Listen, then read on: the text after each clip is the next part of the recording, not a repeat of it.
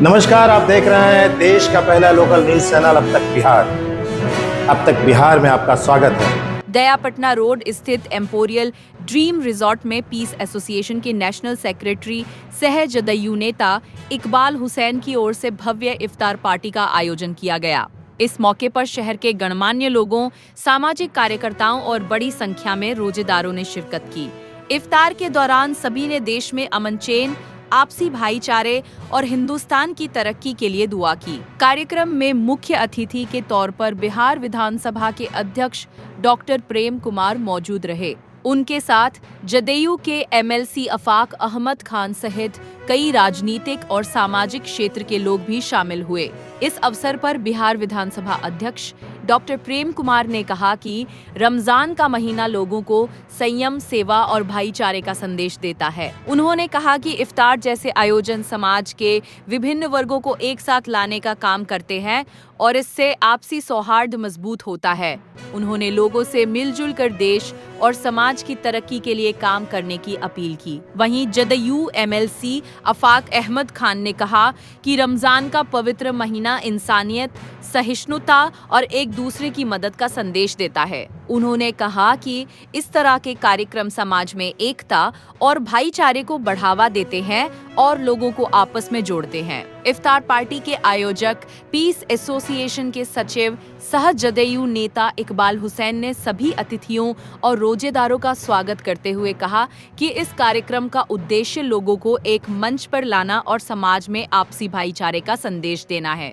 उन्होंने कहा कि शहर के अलग अलग वर्गों के लोगों की मौजूदगी इस बात का प्रमाण है कि गया की गंगा जमुनी तहजीब आज भी कायम है। देखिए, अफ्तार पार्टी का आयोजन पीस एसोसिएशन ऑफ इंडिया की जानिब से हर साल होता आया है। इस साल भी इंपीरियल ड्रीम रिजॉर्ट्स जो कंडी में सिचुएटेड है, उसमें ये अफ्तार पार्टी रखा गया। इसका मुख्य उद्देश्य जो होता है हर साल, ये सामाजिक समरसता को बढ़ावा देना। हिंदू, मुस्लिम, सिख, ईसाई, बौद्ध सारे लोग एक टेबल पर बैठ के, एक डाइनिंग पर बैठकर इफ्तार को एंजॉय करें और ईश्वर को याद करें, परमात्मा को याद करें और अपने देश के लिए, अपने समाज के लिए सौहार्द का वातावरण और सामाजिक समरसता के वातावरण की दुआएं करें। यही इसका मकसद रहा है और इसमें हमेशा हम लोग अग्रणी रहे हैं और उम्मीद करते हैं कि इस तरह के आयोजन से, जिस भी तरह का आयोजन जहाँ भी होता है, चाहे ईद मिलन हो, होली मिलन हो, रमज़ान का अफ्तार पार्टी हो, ये सामाजिक समरसता का पैगाम देता है। क्योंकि हमारा देश विभिन्नता में एकता का देश है। अनेक भाषाएं हैं, अनेक जात हैं, अनेक पंथ हैं, अनेक धर्म हैं, उसके बावजूद हम सब एक हैं क्योंकि हम सब भारतीय हैं और भारतीयों का मूल मंत्र होता है सब एक है। तो उसी एकता का पैगाम देने के लिए आज हम लोग यहाँ पे इकट्ठे हुए और सामाजिक समरसता का पैगाम दिया है गया वालों को। ऊपर वाले का तोहफा है, ये क्या कहना चाहेंगे अब आप? नहीं, जो कहने के लिए आप कह रहे हो तो आपने खुद ही कह दिया, अपने सवाल में ही आपने जवाब दे दिया। जाहिर है कि रमज़ान के इस पवित्र महीने में आज हम लोग यहाँ जमा हैं और जिस तहजीब की बात आपने कही तो उसी तहजीब के तहत तमाम हमारे सब कौमी भाई सब एक साथ मिल करके साथ में इफ्तार किया और यहाँ सब लोग जमा हैं। इतना खुशनुमा माहौल है, तो इसकी मुबारकबाद हम अपने तमाम ज़िले और शहर के लोगों को देते हैं आज के इस मुबारक दिन के मौके पे। इकबाल साहब के बारे में कुछ कहना चाहिए? इकबाल साहब तो समाजी आदमी हैं ही, हमारे पार्टी के नेता भी हैं साथ के साथ में, और वो हर ऐसे मौके को तलाशते रहते हैं और किसी न किसी बहाने हम लोगों को याद करते हैं, एक साथ जमा करते हैं, उनको ख़ास करके मुबारकबाद देते हैं, दुआ करते हैं कि इसी तरह से वो और तरक्की करें और हम लोग को इसी तरह से याद करते रहें, बुलाते रहें और इस माहौल को जो उन्होंने हमेशा जो बनाते हैं, प्रयास करते हैं, उसमें और आगे बढ़ते रहें। सर, राबड़ी देवी कही है कि सीएम के साथ धोखाबाजी किया गया। ये इसका जवाब हम क्या देंगे? ये तो वही बता पाएंगे क्या धोखा हुआ है। हम ऐसा नहीं मानते हैं, इसलिए कि धोखा का कोई मतलब नहीं है। हमारे नेता का खुद का फैसला है, उन्होंने फैसला लिया है ये बात सच है कि जितने दिनों से हम होश संभाले हैं, ये शायद पहला मौका है बिहार के ताल्लुक से कि किसी चीफ मिनिस्टर के ऐलान करने के बाद अक्रॉस द पार्टी लाइन, सिर्फ उस पार्टी के अंदर नहीं जिस पार्टी के वो नेता हैं, बल्कि तमाम पार्टी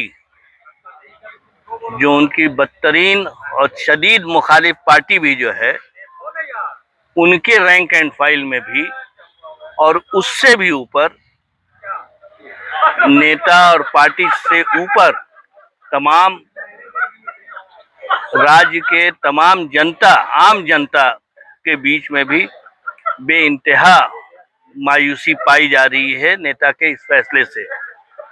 लेकिन चूंकि इस पार्टी के वही बानी हैं, इस पार्टी को उन्होंने ही बनाया है, हम सब लोगों ने उसमें अपने अपने जो भी सलाहियत रही है उतना साथ दे करके, तो जब उन्होंने ये फैसला लिया तो हम लोग सब उनके साथ उस फैसले के साथ हैं कि उन्होंने अगर ये फैसला लिया है तो जरूर कोई ना कोई उसमें बेहतरी समझी होगी।